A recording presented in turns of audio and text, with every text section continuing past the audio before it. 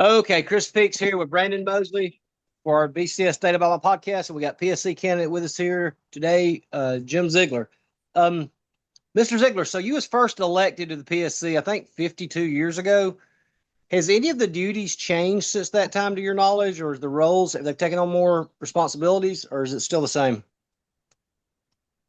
It appears that the PSC went to nothing or right next to nothing after I left. I left the Public Service Commission. I did not run for reelection. I did an unusual thing for a politician. I term limited myself. And in January of 1979, I'm not even sure Brian Moser was born yet. No, Um, Brandon was there. He wasn't covering anything, but he was there. okay. I left the PSC, and it was shortly after that that they held the last ever rate hearing, 1981. And when I was there, the PSC was quite controversial, and I fought to keep the electric bills as low as possible. Unfortunately, the other two commissioners who were elected at the same time period that I was were both charged with felonies, tried, convicted, and removed from office. And I had a difficult time. I was just a youngster. I was just out of the University of Alabama undergrad school. I was 25 when I was inaugurated, which was in January of 75. And it has changed. And we talk about progress. I'm not sure what happened to our Public Service Commission since I left would be classified as progress. Mr. Ziegler, we can say that the PSC didn't do too much here in recent years, but the Alabama legislature saw that you and Matt Gentry were running for this, and Alabama Power got them to pretty much muzzle the PSC. I mean, in ways that are hard to even imagine in this bill that passed in the session. Yes, I qualified to run for this Public Service Commission seat on the last day of qualifying, and that was purposeful.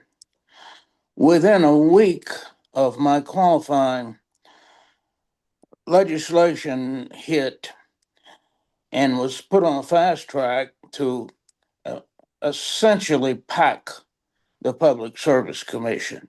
Now, it changed forms. There are three different versions of it, but what ended up, they're turning a three-member Public Service Commission into a seven-member, and eventually there'll be one commissioner for each congressional district. We have seven congressional districts.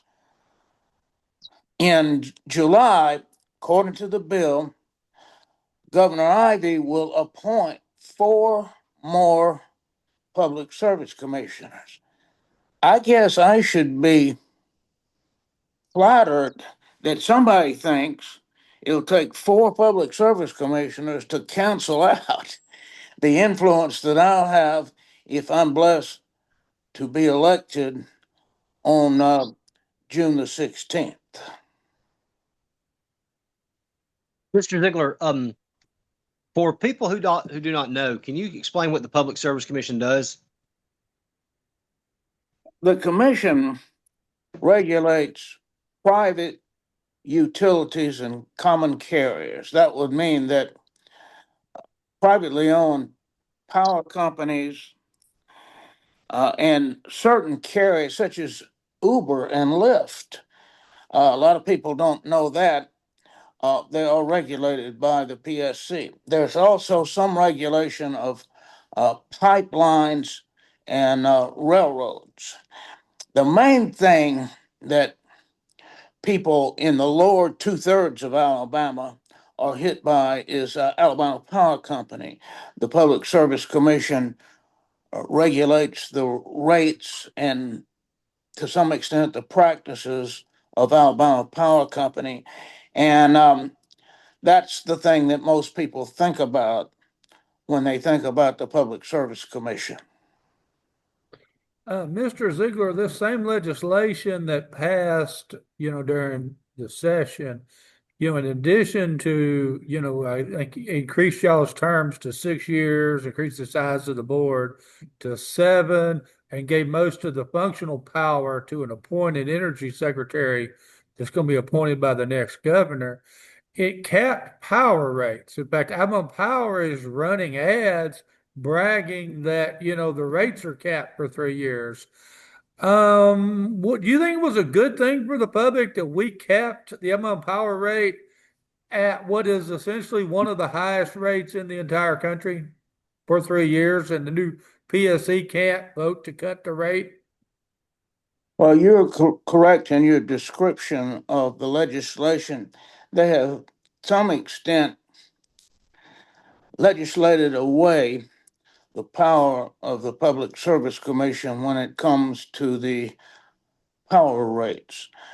The rates are frozen at the present level until January of 2029.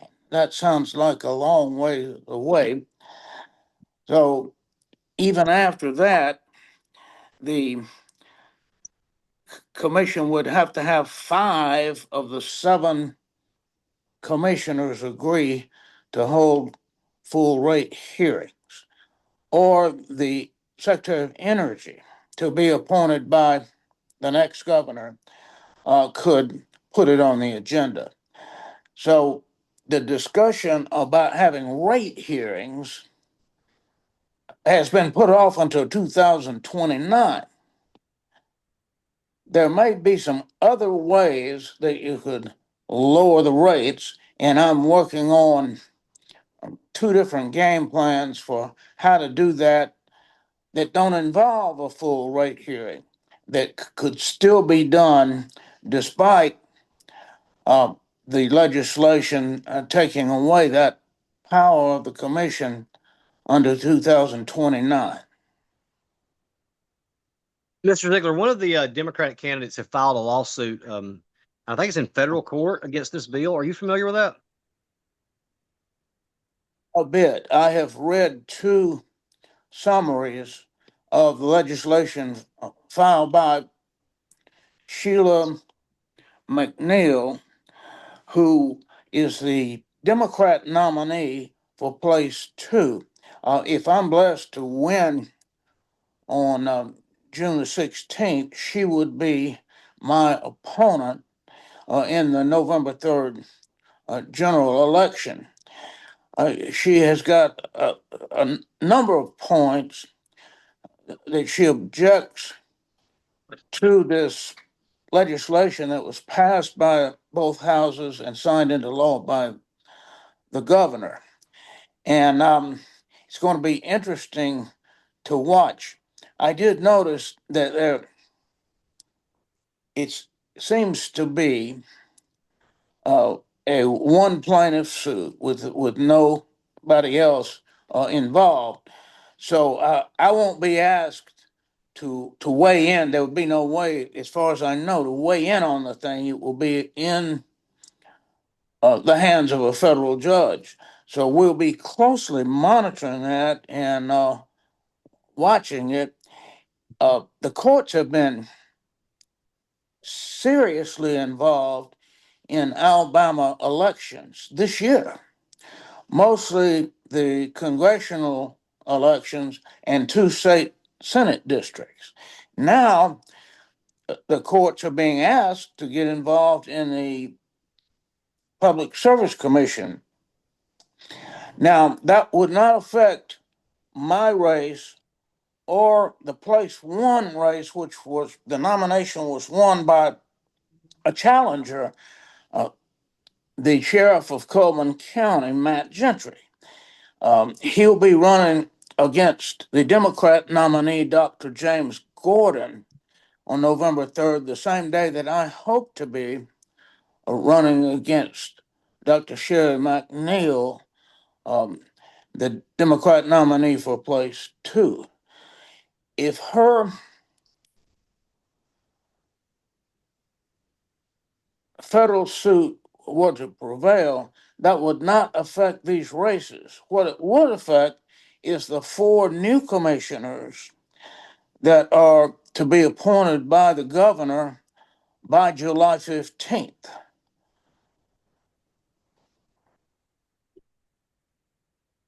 Mr. Ziegler, we've had a big influx of data centers. I mean, we already have some of the highest power rates in the country.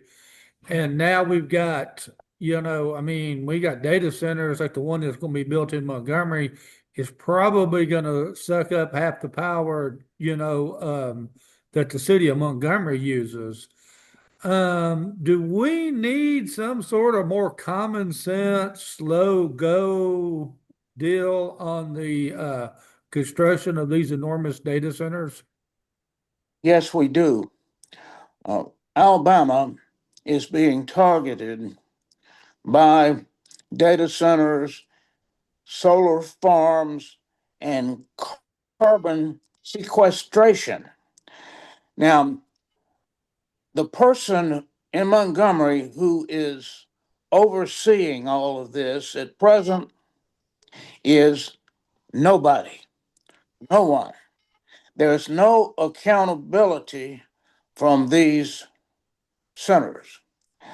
I am running, my platform in running for the Public Service Commission is that I will serve as a watchman over these new huge developments to represent the people, the taxpayers, the consumers of Alabama, and we need that. I'm getting a very good response from people who agree there needs to be accountability, someone overseeing these data centers and solar farms.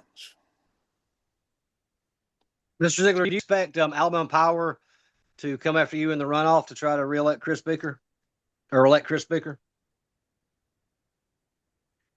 I don't know. They don't tell me things like that, and if I were to ask, I don't know who I would ask in that world.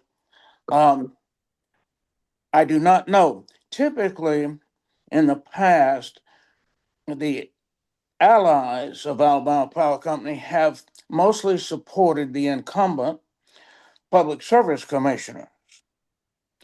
Um, in place 1, it appears that their allies, now the power company themselves can't donate directly to PSC candidates, but their financial and construction and energy allies can, and they appeared to be backing the incumbent in place 1 who was defeated by the challenger. And I'm hoping the challenger wins in the runoff. I fell short. I tried to win. My goal was to win without a runoff, get 50% plus 1 vote. And I fell short. I'm at 45%. So we've got to turn out our vote and get 5% new voters who probably voted for the other candidates who were eliminated. Mr. Ziegler, in December, the PSC voted to rubber stamp a 4,700 acre solar farm near Stockton in Baldwin County. That's angered a bunch of the residents who were not notified that there was even going to be a data center, a solar farm there. And some county commissioners and state representatives claims had no knowledge of this. Did your opponent, Mr. Beaker, vote in favor of that solar project? Yes. If you'd been on the PSC, would you have requested a public hearing or given some notice to the locals? Absolutely. Just as soon as I found out that there was this application, this power agreement put before the commission for this solar farm in North Baldwin County, I would have notified the local officials, the business leadership, and most of all, the general public in Baldwin County. I'm able to do that. I had done that on the proposed toll on Interstate 10 nearby and led the citizen movement that blocked the toll charge in 2019. And that's the same type of approach that I would have used. I don't have to have the other 6 public service commissioners go along with me to notify the citizens and the local officials that one of these mega projects has targeted their area. I can simply up and do that, and that's exactly what I will do. That is one of the main parts of serving as a watchman for the people.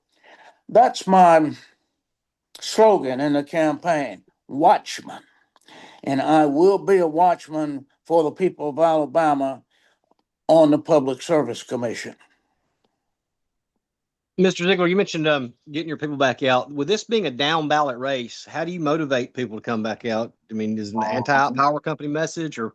That is the $64,000 question, to use an old 1950s saying. We had a light turnout on May 19th. About 23+% of the voters turned out to vote. Typically, in a runoff with a lot of the races already decided, there is even lighter of a runoff. Some people are saying it could be as low as 10% of the vote. I hope that's wrong, but even in that first primary, any 4 people that you run into on the street, 3 of the 4 did not vote. Think about that. So it's up to the candidates, the political party people, the leaders of the community, the news media, to inform the voters of why this is important to them.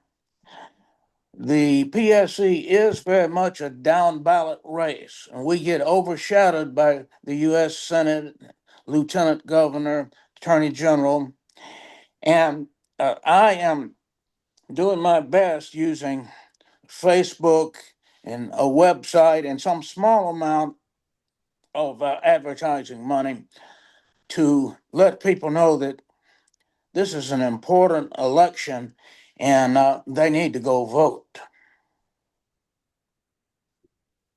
Mr. Ziegler, are you concerned that with this cancellation of the May 19th primary results in 4 of the congressional districts and 2 of the state Senate districts, and that's August 11th primary, that some of the voters who aren't paying attention may think that your primary runoff has been moved to August 11th, but that's not the case? You're absolutely right. I have run into some people that ask me, are you still on the ballot in a runoff? And some of them thought I had won because I had led with a good 20% plurality, that it was over.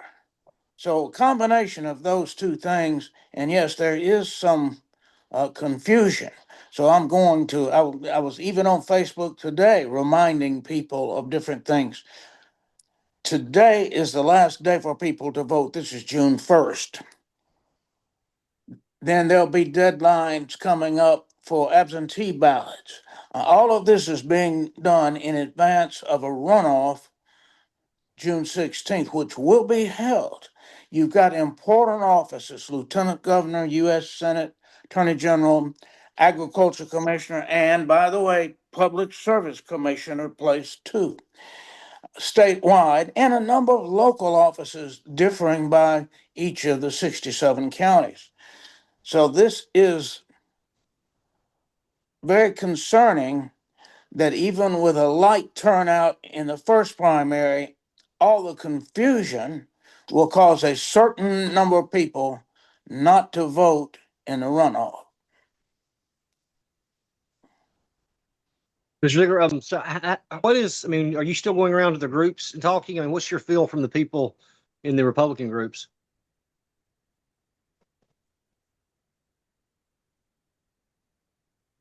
Are you still going around to the Republican meetings, and what kind of feel do you get from the people on the ground?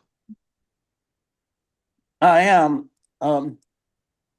Tonight, which is June 1st, I speak to the Conecuh County Republican Party in Evergreen. And on Tuesday night, June 2nd, I speak to the Elmore County Republican Party in Wetumpka. And I've been going around to a number of the Republican groups, and I will continue to. With those who are active in these groups, they are well informed. They know there's a runoff coming up. They know that they need to get out and vote and get their friends out to vote. But if you get outside of the confines of those meetings, when I go to restaurants or shopping areas, the people will often ask me about the election and they don't know. Mr. Ziegler, the portion of the state that has up-on power coverage, which is, pretty much everything below Coleman County, is paying a rate that's like 40% higher than the TBA rate. It's higher than the other southern states. I know we're locked into this till 2029 or whenever. But is this making it difficult to recruit economically to this state, given that the power rates are higher and we have a state income tax and we have low workforce participation? Yes, it is. I believe that businesses, particularly small businesses, are just now waking up to the fact that their power cost is an issue. And for that reason, in the first primary, for the first time, I began to pick up business support, particularly small businesses and business campaign contributions. I will work with the new industrial development people in the next administration and the Department of Commerce people, and all of the industrial recruiting to make sure that our power rates and also the natural gas rates are competitive and are as low as possible, and use this to continue to bring in jobs to Alabama. Mr. Ziegler, do you anticipate getting any more money in the runoff to help your campaign? I did because, and notice I said the past tense, I did. I was blessed to go out to a 20-point lead in the first primary. I'm at 45%, and my opponent, who is the appointed incumbent, is at 25%. So I thought, well, here come the campaign contributions because a certain number of people and groups like to go with the winner. They certainly don't want to waste the campaign donations on a loser. But it has not come about.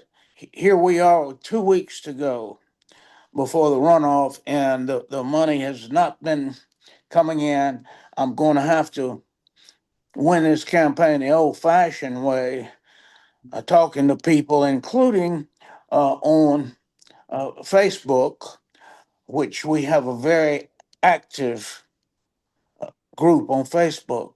But the money, yeah, I suppose it still could come in, particularly from small businesses that are concerned with these issues. But no, so far the money is not coming in. Mr. Ziegler, I think a lot of people in the state knew Chris Beaker too, Chris Beaker Jr., and sort of liked him. He's a farmer down in Greene County.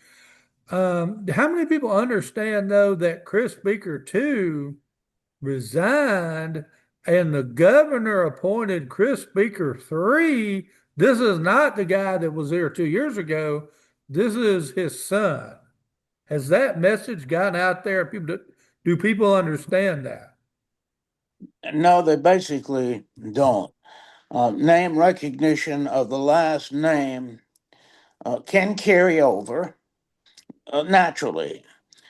So the last name is what they are really pushing. Now, those who happen to see the archive of the debate that my opponent and I had in Pelham, Alabama, at the Shelby County Republican Party, I think they'll see the difference. I recommend anybody go see that. Shelby County Republican Party candidate forum, which was on Tuesday, May the 26th. And you'll see a contrast between myself as the challenger and my opponent as the incumbent. Mr. Ziegler, we've had you almost 30 minutes. I think that's all the questions I have, unless Brandon has any more. Oh, Brandon Was could there always any? keep asking questions, but for brevity's sake, so the audience doesn't get too tired, is there anything you'd like to add, Mr. Ziegler, we haven't covered? Those who want more information, particularly about my plans to be a watchman over the data centers and solar farms, um, can go to my website, zigforalabama.com. ZIG digit 4 alabama.com. Okay, thanks so much for coming on and talking to us today, Mr. Ziegler. Yeah, thanks Thank for coming you, on. Chris and Brandon.